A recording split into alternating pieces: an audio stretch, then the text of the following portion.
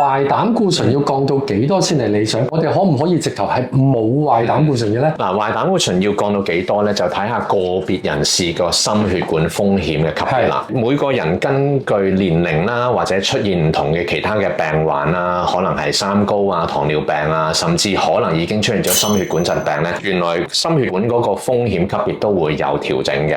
咁當然風險當住年紀會越嚟越高啦。咁但係若果喺踏入中年之後又發覺有糖尿病啊，咁基本上個心血管風險已經叫高㗎啦。咁就會比一啲冇糖尿病個目標要做得嚴謹啲啦。但係發覺唔單止糖尿病喎，可能已經出現咗心血管有收窄，甚至已經通過波仔或發現咗心臟病啦。咁個心血管風險就叫極高啦。咁個壞膽固醇要再一步咧收緊個控制目標咧，最好低過1.4。咁所以風險越高嘅人咧，嗰個壞膽固醇目標會越低嘅。其實喺醫學界嘅共識咧，壞膽固醇的確係越低越好，但係風險越高嘅人咧，更加要遵從一個更加嚴謹嘅目標。